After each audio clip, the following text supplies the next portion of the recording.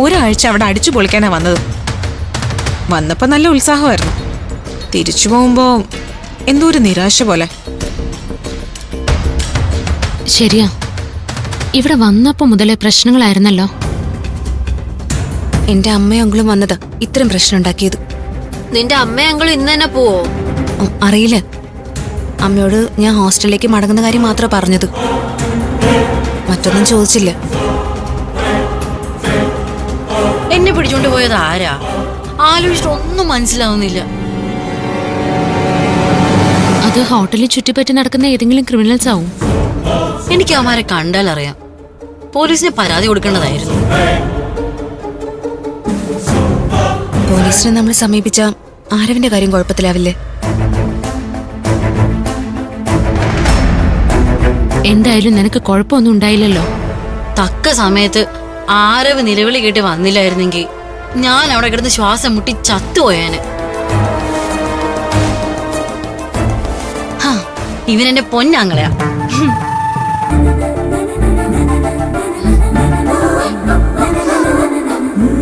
എനിക്കൊരു ആങ്ങളില്ല, അതുകൊണ്ട് ദൈവം എനിക്കൊരു സഹോദരനെ തന്നു.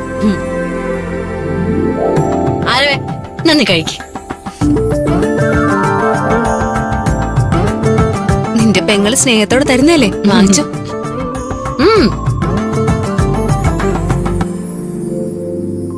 അല്ല, ആ സായിപ്പ് എങ്ങനെ മരണപ്പെട്ടു? അതൊരു ഫയർ ആക്സിഡന്റ് തന്നെയാണോ? അയാളുടെ റൂമിലെ AC-യിൽ നിന്നുണ്ടായ ഷോർട്ട് സർക്യൂട്ട് ആണെന്നല്ലേ അവിടെ എല്ലാരും പറഞ്ഞത്. അയാളൊരു വട്ട് കേസാണല്ലോ, വല്ല കയ്യബദ്ധം സംഭവിച്ചതായിരിക്കും. ഇവരെന്തേ ആരവ് അയാളുടെ റൂമിലാന്ന് പറഞ്ഞപ്പോ നിനക്ക് സംശയമൊന്നും തോന്നിയില്ലേ? ഇവനെ പിടിക്കുമെന്ന് അയാൾ പറഞ്ഞതാ എനിക്ക് അപ്പൊ ഓർമ്മ വന്നത്. അയാളുടെ റൂമിൽ നിന്ന് എങ്ങനെ രക്ഷപ്പെട്ടു എന്ന് എനിക്കിപ്പോഴും മനസ്സിലാവുന്നില്ല. മാർക്കോ മരണപ്പെടേണ്ടവനായിരുന്നു.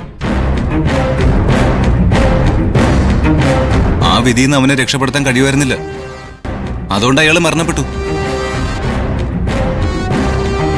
അതെന്താ നീ അങ്ങനെ പറഞ്ഞത്? അയാളുടെ മരണം നീ ആഗ്രഹിച്ചതുപോലെ തോന്നുന്നല്ലോ. അതെ, അത് ഞാൻ ആഗ്രഹിച്ച മരണം തന്നെയാ. നീ എന്തിനാ മാർക്കോടെ മരണം ആഗ്രഹിച്ചത്? അയാള് നമ്മുടെ വൃന്ദയോട് മോശമായിട്ട് പെരുമാറിയില്ലേ? സ്ത്രീകളോട് ഈ വിധം പെരുമാറുന്നവര് ജീവിച്ചിരിക്കാൻ അർഹരല്ല.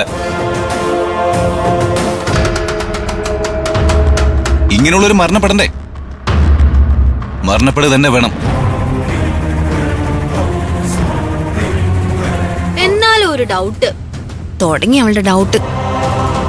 അതെ, നീ ഇന്നിനി സംശയമൊന്നും ചോദിക്കണ്ട. നിങ്ങൾ ആ സായിപ്പിന്റെ കഥയൊന്ന് വീട്, അത് അവിടെ അവസാനിച്ചു.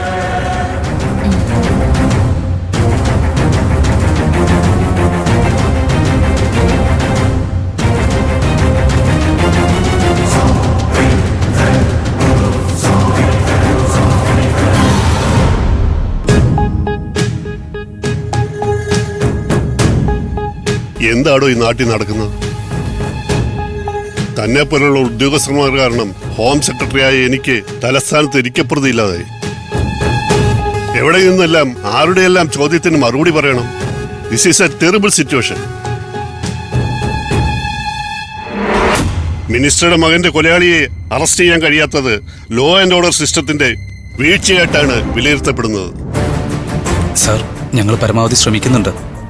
ഞങ്ങളുടെ സ്ഥാനത്ത് മറ്റേതൊരു അന്വേഷണ ഏജൻസി വന്ന് കേസ് ഏറ്റെടുത്താലും ഈ അവസ്ഥ തന്നെയായിരിക്കും.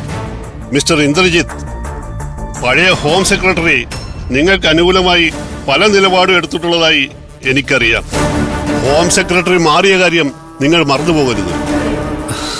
സർ, പോലീസിന്റെ പരിമിതികളെ കുറിച്ചാണ് ഞാൻ പറയുന്നത്. That is not an excuse. അതൊന്നും ഇങ്ങോട്ട് പറയണ്ട. ക്രമസമാധാനനില തകർന്നു പോയാൽ ലാത്തിയില്ല, കയ്യിൽ തോക്കില്ല എന്നൊക്കെ പറഞ്ഞ് പോലീസിന് മാറി നിൽക്കാൻ കഴിയോ?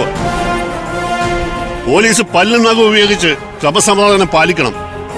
സർ, എത്ര മരണങ്ങൾ നടന്നു? മിനിസ്റ്ററുടെ സൺ മരിച്ചത്, മോഴക്കുന്നിലേക്ക് പോയ 4 പേർ, അതും സംശയാസ്പദമായ മരണങ്ങൾ.